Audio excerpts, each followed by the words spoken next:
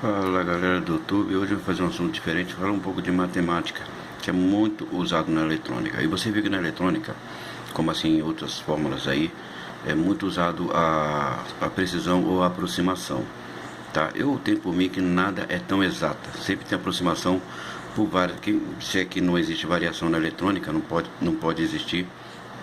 É um pouco equivocado que a gente usa tudo na aproximação, porque tem que levar em consideração as paredes de medições, que pode ser suas variáveis, dependendo de cada laboratório usado para fazer aquela fórmula, daquele circuito, temperatura, o componente, né? Temperatura varia com temperatura, né? O componente. Então são várias variáveis que faz com que fazemos o cálculo de aproximação. Não pode ser absoluto, né? Então aqui no meu canal não se fala só de eletrônica em si, mas também sobre falar um pouco das fórmulas ou a matemática usada na eletrônica. E pode ver que nos cálculos usamos muito aquele potência de 10. Então dá uma explicadinha aqui para dar uma recordada à galera aí que precisa ou quer entender o que é aquele 10 elevado à terceira potência negativa, né? Como se transforma aquilo em números, para fazer o cálculo que foi usado muito aí nas fórmulas de matemática de dimensionamento dos transistores. E um dos métodos que eu vou usar aqui é da aula que eu tive, né, com eletrônica básica, profunda lá. Uma das aulas que foi tirada, que foi passada para mim na época, e que é tirada de um grande professor, Robert L. Boylestad. Claro que essa matemática você encontra em qualquer livro de matemática, mas eu vou usar da maneira que eu aprendi, né, pelo método do Robert L. Boylestad, né, Robert L. Boylestad, né, um grande mestre aí da eletrônica. Então vamos lá. Então eu vou falar aqui do algarismos significativos, né, e de precisão e arredondamento. Então nesse vídeo evidenciaremos a importância de conhecer a fonte de um conjunto de dados, de saber como um número aparece e como ele deve ser manipulado. Frequentemente escrevemos números de diversas maneiras, sem nos preocupar muito com a forma utilizada, com o número de algarismo incluído e a unidade de medida a ser aplicada. Por exemplo, a medida expressa como 22,1 polegada ou 22,10 polegada. Implica diferentes níveis de precisão. O primeiro resultado sugere que a medida foi feita com um instrumento com precisão na casa dos décimos. O segundo resultado foi obtido com um instrumento capaz de efetuar leituras precisas até a casa do centésimo. Portanto, a quantidade de zero em um número tem de ser tratada com cuidado e as implicações disso têm de ser bem compreendidas. Em geral, existem dois tipos de números, né? Dois tipos de números, os exatos e os aproximados. Os números exatos têm a mesma precisão, independentemente do número de algarismo com que são representados. Sabemos, por exemplo, que existe 12 maçãs em uma dúzia, e não 12,1. Então, nossa matéria aqui, os números que aparecem em descrições, diagramas e exemplos são considerados exatos. De modo que a bateria, por exemplo, de 100 volts pode ter sua tensão escrita como 100,0 volts ou 100,00 volts e assim por diante, pois convencionamos que a tensão é 100 volts em qualquer grau de precisão. Os zeros adicionais não são escritos por razões práticas. Entretanto, considerando as condições ambientais de um laboratório, como acabei de falar, onde as medidas são realizadas continuamente e os graus de precisão podem variar de um instrumento para o outro, é importante compreender, né, como trabalhar corretamente com os resultados. Qualquer resultado obtido no laboratório deve ser considerado uma aproximação. As escalas dos instrumentos analógicos com seus ponteiros podem ser de leitura difícil e, muito embora os instrumentos digitais apresentem somente algarismos específicos em seu mostrador, eles estão limitados ao número de dígitos que podem fornecer, não dando nenhuma informação sobre os algarismos menos significativos que não aparecem no mostrador. A precisão de uma medida pode ser determinada pelo número de algarismos, dígitos significativos presentes no resultado.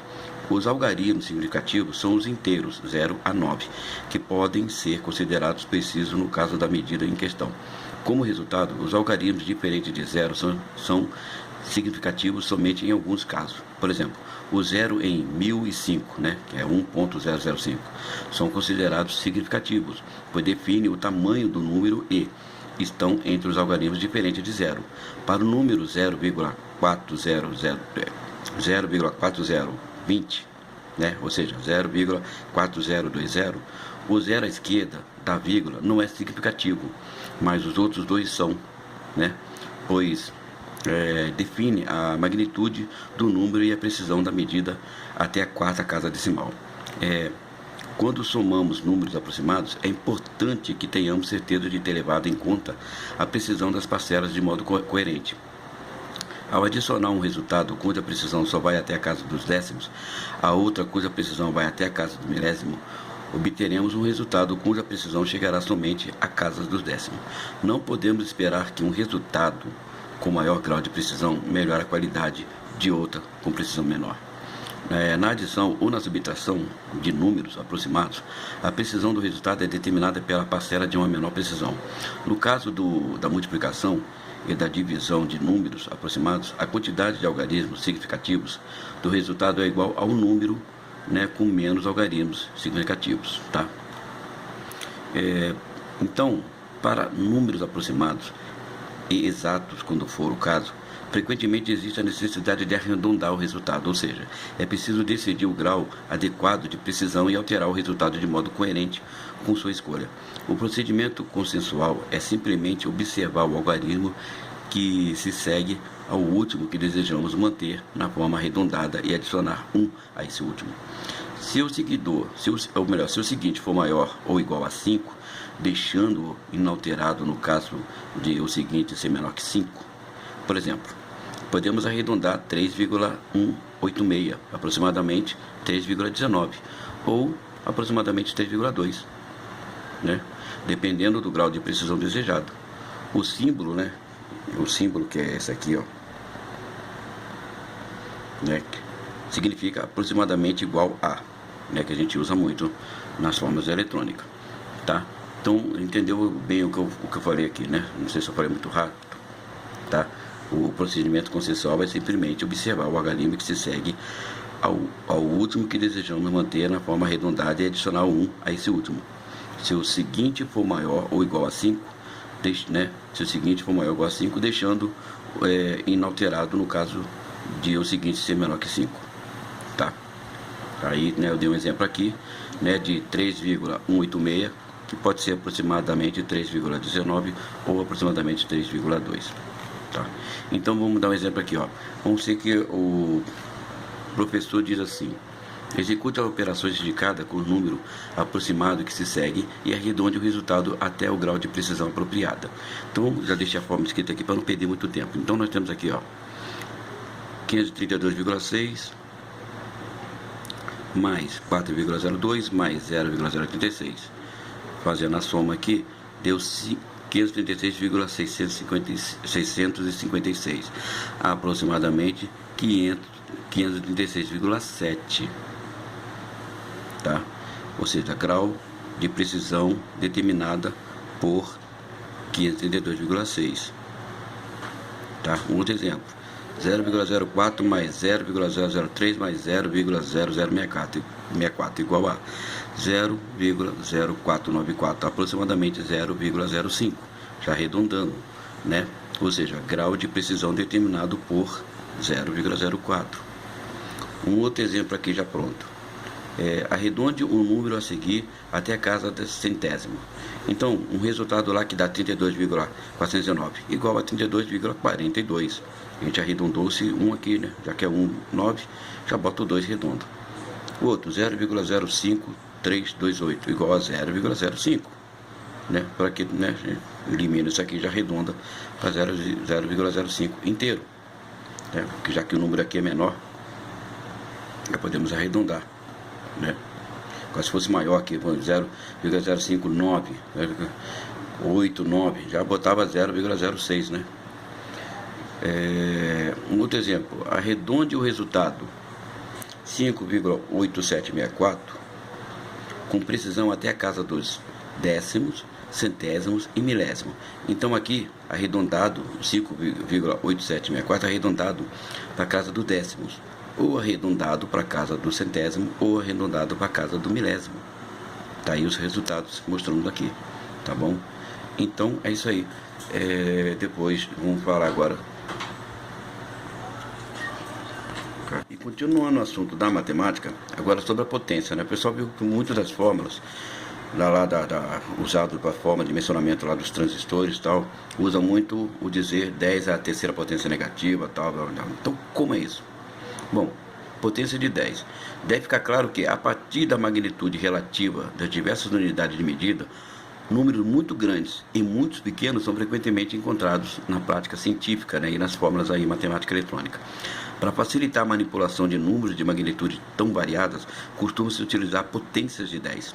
Essa notação faz um uso de todas as vantagens da propriedade matemática das potências de 10. A notação utilizada para representar um número que são potências inteiras de 10 são as seguintes. Vou dar um exemplo aqui, depois eu vou continuar o vídeo. Por exemplo, 1 igual a 10 elevado a 0. Já o 10 igual a 10 elevado à primeira potência. Tudo positivo, tá? Com números são assim, ó, inteiros, normais, né? Vamos dizer assim. Ó, 100 igual a 10 elevado à segunda potência. E o 1000 pode ser representado por 10 elevado à terceira potência. Que são os números de zeros, né, gente? Não tem zero nenhum. Tá? E aqui 1 ao décimo, 1 ao centésimo, 1 ao milésimo e 1 a 10.000. Tá? E quando é negativo, 0,1 é igual a 10 elevado à primeira potência negativa, 0,01, né? Aqui os submúltiplos, né? Elevado a 10 à segunda negativa, 0,001 é 10 elevado à terceira potência negativa, 0,0001 é igual a 10 elevado à quarta potência negativa e assim por diante, tá? Então observe especialmente que o 10 elevado a 0 é igual a 1, pois qualquer número elevado a 0 é igual a 1. Por exemplo, x0 é igual a 1, né? 1000 elevado a 0, se fosse 1000 elevado a 0 é igual a 1, e assim por diante. Observe também que os números da lista são menor que 1, estão associados à potência positiva de 10. Para colocar a carga aqui na bateria, então, observe também que os números da lista, né, que são maiores que 1, estão associados à potência positiva de 10, enquanto os números menores que 1 estão associados à potência negativa de 10. O método prático para determinar a potência de 10 apropriada é fazer uma pequena marca à direita do número 1, não importando a sua localização. Conte então o número de casas decimais para a direita ou para a esquerda, até chegar à vírgula, né? Movimentação para a direita indica que a potência de 10 será positiva. Se o deslocamento for para a esquerda, a potência será negativa, tá? Então, por exemplo, você tem lá 10, né, tal, vírgula 0, igual, tá? Vou botar bem separado aqui, ó, ponto 000, vírgula, que depois vem esse zero aqui, você não precisa colocar, vai ser igual a 10 elevado a 4 potência positiva. Então vou marcar a caneta vermelha, ó, contando 1, 2, 3, 4 em cima da vírgula. Tô pegando aqui, ó, desde o ponto aos espaços de zero. Temos 1, 2, 3, 4. Então 4 potência. E com a negativa 0,00001, tá?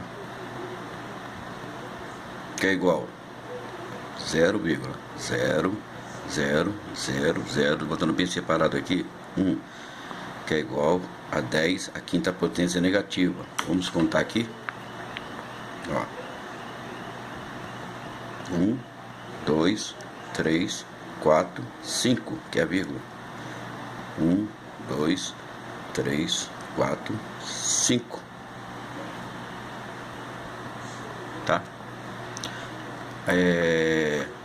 Então, algumas equações matemáticas importantes e suas relações envolvendo a potência de 10 estão relacionadas a seguir, juntamente a alguns exemplos. Em cada caso, n e m pode ser qualquer número real positivo ou negativo, tá?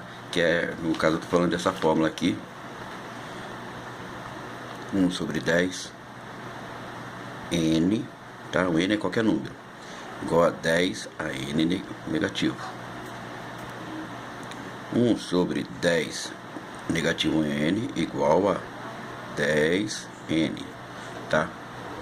Então a equação aqui mostrada mostra claramente que para se deslocar uma potência de 10 do denominador para o numerador, ou para se fazer a operação inversa, é necessário simplesmente trocar o sinal do expoente, tá? Então, eu vou parar o vídeo aqui para não ficar muito grande, tá? E depois vou continuar então mostrando as fórmulas aí de potência de 10, tá?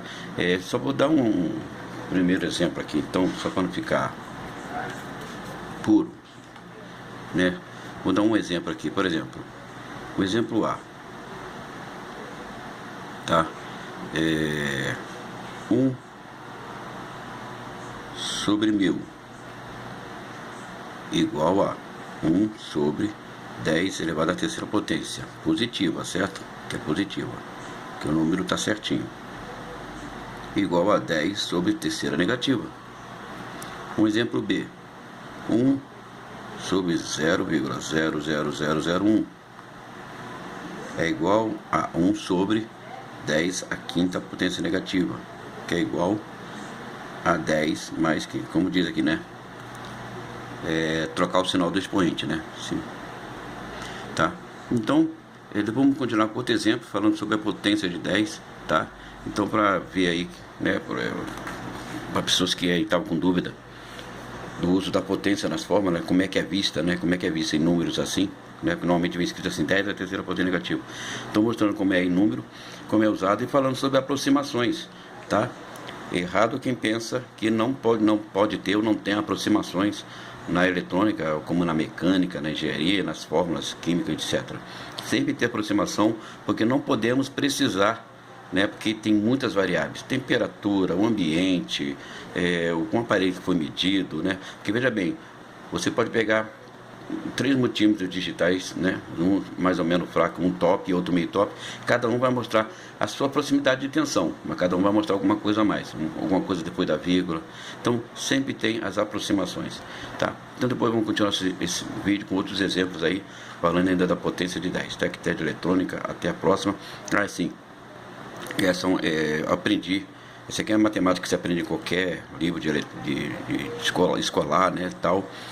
Mas isso aqui, quando fiz eletrônica, né, essa matemática, vamos chamar matemática científica assim, né, usado nas fórmulas científicas, foi quando eu obtendo aula da literatura de Robert L. Boylestadt, tá? Então eu quero dizer o nome aqui, né, na matéria que eu estou usando do meu caderno, e que eu lembro que foi matéria passada por intermédio dessa obra desse professor. Tá bom? Então, dando os créditos aqui, sendo que é uma matéria encontrada em qualquer livro de matemática aí que você esteja estudando aí, de segundo grau, etc. Tá bom? Então é isso aí, Tec-Ted Eletrônica, e aí eu continuo aqui falando ainda um pouco mais da potência de 10, para vocês verem as fórmulas matemáticas que já foi passado nos vídeos anteriores, de fórmulas lá de aproximação, de dimensionamento de resistores, os valores de corrente de transistor, né, corrente coletor, emissor, e que usa muito a potenciação de 10, tá? Então até a próxima. Sim, esqueci, tem uma mensagem aqui muito interessante, tá? É uma mensagem muito interessante, que eu vou ver se dá tempo de ler aqui para vocês, tá? Que serve para muito eletrônico aí que acha que, né, andar sozinho é muito bom. Deixa eu procurar aqui. Dicas que mostram que se você se enquadra, você vai ser incluído no mercado em breve, tá? Dicas que mostram que se você se enquadra, você vai ser excluído do mercado em breve. Primeiro, se você é mais antigo no ramo e só sabe fazer o que o seu concorrente sabe, você merece perder cliente para ele. Afinal, convenhamos, você se atrofiou tecnicamente e mentalmente. Segundo, se você vê a compra de equipamentos novos para realizar reparos mais rápido como desnecessário ou não prioritário, você não tem visão e não enxerga que quem tem diferenciais também ganha diferentes dos iguais. Tá? Terceiro, se você é daquele que quase não usa as redes sociais para divulgar seu negócio e bota mais fé em carro de som zoando na rua, você não é um empreendedor moderno, pois a propaganda é a alma do negócio e ele se moderniza a cada dia. Você realmente presta atenção nos anúncios de um carro de som que passa na porta de sua casa, incomodando o seu descanso? Você por acaso presta atenção? Não, né? Então, quarto, como é o nome de sua loja? Ele é fácil da pessoa decorarem? Ele é fácil para que um idoso possa te indicar pelo nome de sua loja? Já sei, caiu na cafonice de colocar o nome em inglês. Então, quinto, quanto ao tempo, não investe na estrutura física de sua... Quanto tempo você não investe na estrutura física da sua loja? Quer ganhar mais fazendo o mesmo e com as mesmas aparências? Não dá, né? 6. Se você é daqueles que dizem que não acompanha grupos de técnicos e acha besteira, preste atenção no que pensa como você. Em vez de assistir um que pensa assim e que tenha evoluído a ponto de se destacar na região. Os bons grupos são salas de aulas atualizadas e ricas de informação sobre reparos, fornecedores, equipamentos e estratégia. E se você diz que não tem tempo para essas coisas, com certeza vai conseguir tempo para ir na loja de um colega, terceirizar o serviço e você cada dia não é capaz de resolver. De resolver por não estar em atualizações constantes. Não tem tempo de ler esse pequeno e ouvir esse pequeno texto e refletir, sinto muito, mas você está chegando perto de ter de fechar a sua oficina e mudar de ramo, pois em eletrônica a cada dia a evolução é mais e mais rápida, e quem não estuda, não faz curso, não lê literatura técnica, não faz busca de informações novas e nem troca ideias com colegas da profissão, não tem mais futuro dentro da eletrônica. Então, esse texto aqui foi retirado de um reparador de celular, telefone celular, não sei quem, tá? Mas ficou muito bem bolado, né? E pelo que eu sei também foi copiado lá pelo instrutor lá, o Fernando José do Clube do Técnico. Um abraço ao Clube do Técnico. E achei interessante de estar aqui para vocês, tá bom? Isso aí, Tech Eletrônica, até a próxima.